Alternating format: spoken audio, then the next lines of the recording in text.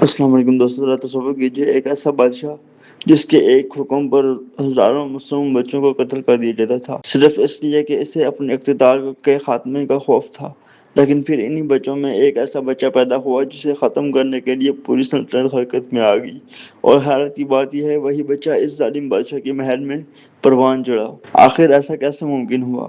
کیا ایک ماں واقعی اپنے نامولود بچے کو ایک صندوق میں رکھ کر دریا کے حوالے کر سکتی ہے؟ اور آخر وہ کون سا راز تھا جس نے دنیا کے سب سے طاقتور بادشاہ کو بے بس کر دیا؟ آج کی اس اسلامی ڈاکومنٹری میں ہم حضرت موسیٰ علیہ السلام کی زندگی کے وہ حیران کن واقعات جانیں گے جو ایمان، صبر اور اللہ تعالیٰ پر کامل بھروسے کی عظیم مثال ہیں۔ لہٰذا ویڈیو کو آخر تک ضرور دیکھیں، کیونکہ ہر آنے والا واقعہ پچھلے سے زیادہ حیران کن ہے۔ لیکن کہانی شروع کرنے سے پہلے کمنٹ میں ضرور لکھیں اللہ کافی ہے۔ اور اگر آپ قرآن و سنت کی روشنی میں ایک ایسی مستند اسلامی ڈاکومنٹریز دیکھنا پسند کرتے ہیں تو ہمارے چینل کو سبسکرائب کر کے بیل آئیکن ضرور دبائیں تاکہ آنے والی کوئی بھی ویڈیو آپ سے مس نہ ہو۔ فرعون کا ظلم ہزاروں سال پہلے مصر کی سرزمین پر ایک ایسا حکمران تھا جسے دنیا فرعون کے نام سے جانتی تھی۔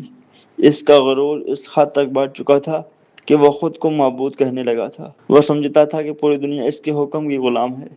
اسی دور میں حضرت یعقوب علیہ السلام کی اولاد یعنی بنی اسرائیل مصر میں آباد تھی۔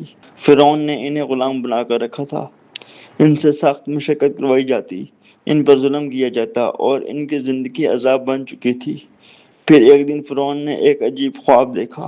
اس خواب کی تعبیر بنانے والوں نے کہا، بنی اسرائیل میں ایک بچہ پیدا ہوگا جس کے ہاتھوں تمہاری حکومت کا خاتمہ ہوگا۔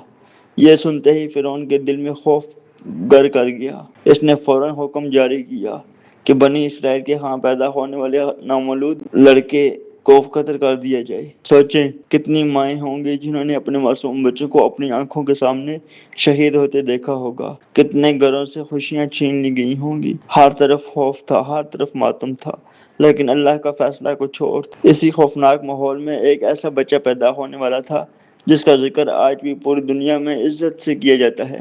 لیکن سوال یہ ہے، کیا اس بچے کو بھی قتل کر دیا جائے گا یا اللہ اس کے لیے آسان راستے پیدا کرے گا جس کا کوئی تصور بھی نہیں کر سکتا؟ حضرت موسیٰ علیہ السلام کی ولادت۔ پھر وہ مبارک لمحہ آیا جب حضرت موسیٰ علیہ السلام کی ولادت ہوئی۔ گھر میں خوشی بھی تھی اور خوف بھی، کیونکہ اگر سپاہیوں کو خبر مل جاتی تو وہ فوراً بچے کو قتل کر دیتے۔